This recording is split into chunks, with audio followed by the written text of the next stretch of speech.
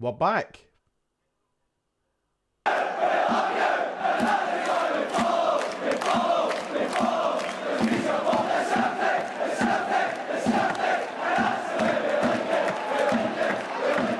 Ladies and gentlemen, welcome back to the channel. If you haven't already, make sure to hit like and subscribe. It would be much appreciated.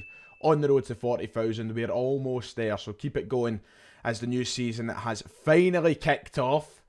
And we've got a lot to talk about alongside that. Today is a video that I probably didn't expect to start the season with.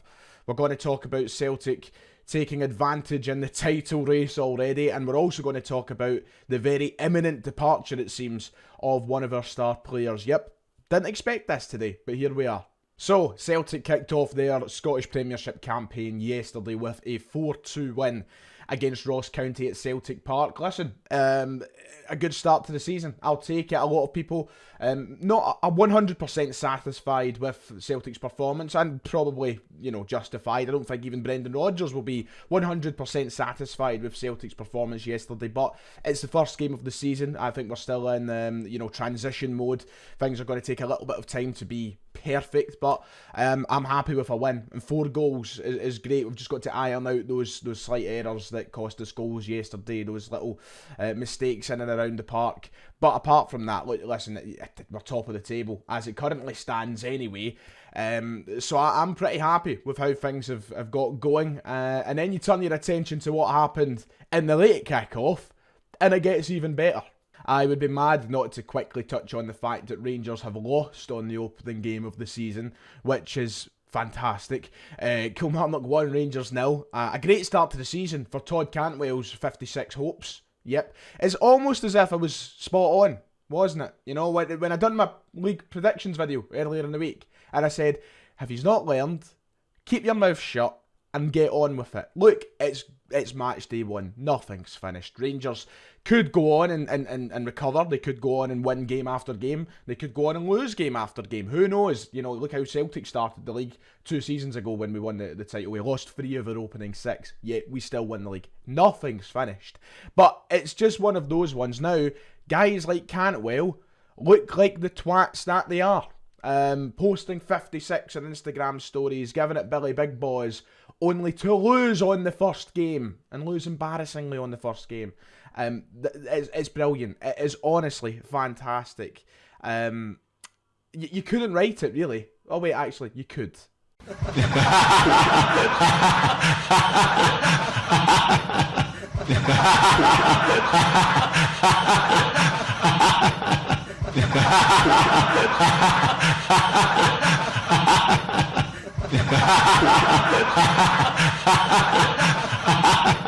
You know me, I try my best not to come on and come across as a bitter man, but it's just one of those ones now where I think that going through a rebuild is going to be difficult for Rangers.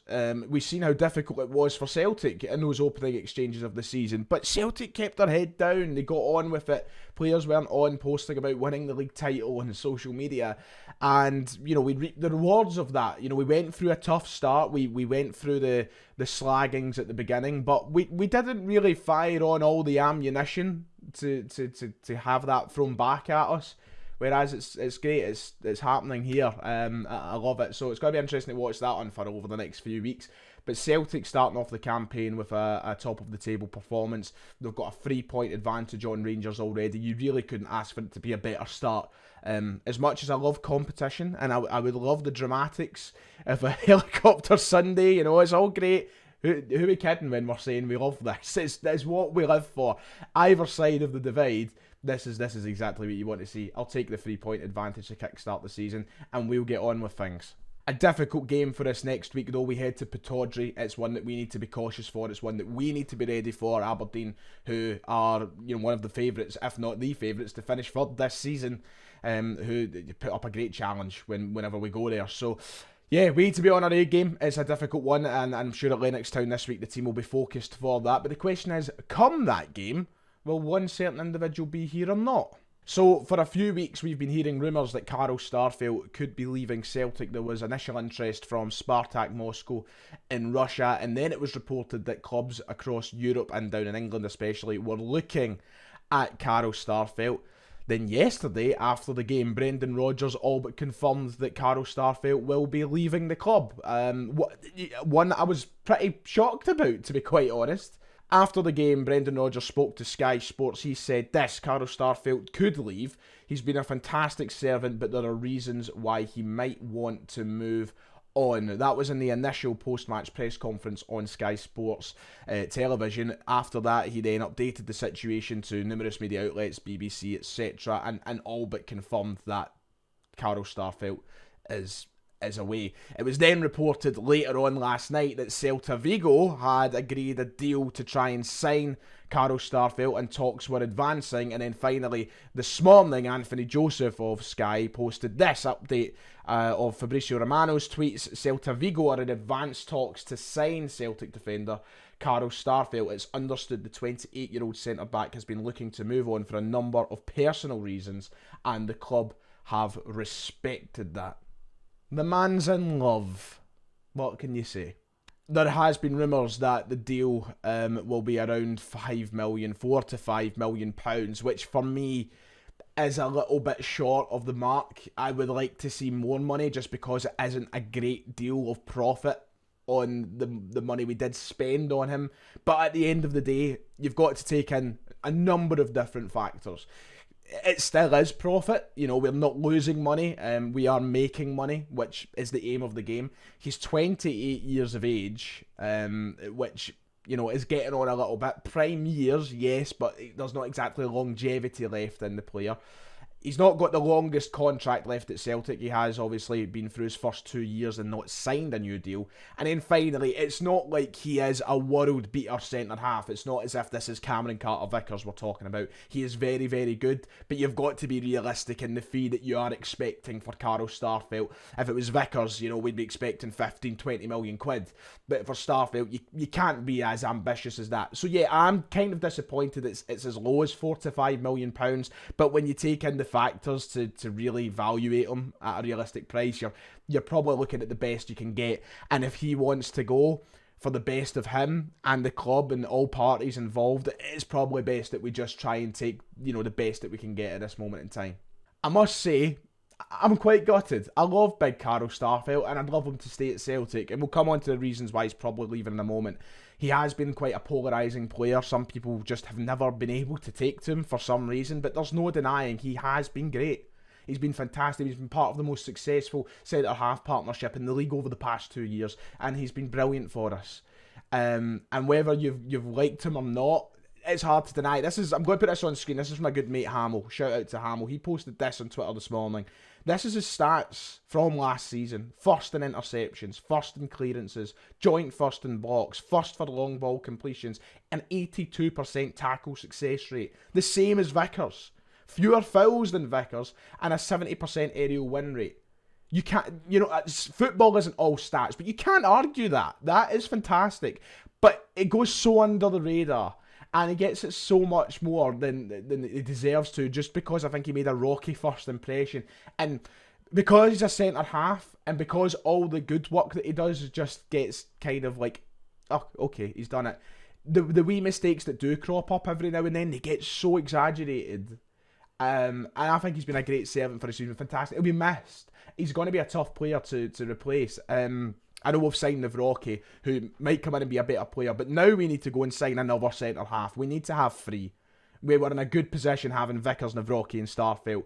We need to have three again, and replacing a guy like Starfelt and bringing in somebody the same quality as him is going to be difficult. There's a few names that are obviously floating around, and we'll look at that through the week.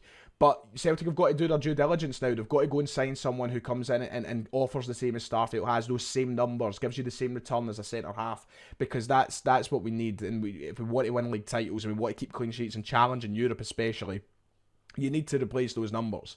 You can't lessen those numbers. But he's been brilliant. I'm truly gutted he's got to go, but I do understand. Yeah, personal reasons. I think we all know what the personal reasons are.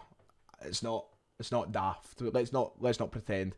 Obviously, Carl Starfelt and Jacinta, they're in love. They're in a wee relationship. How cute.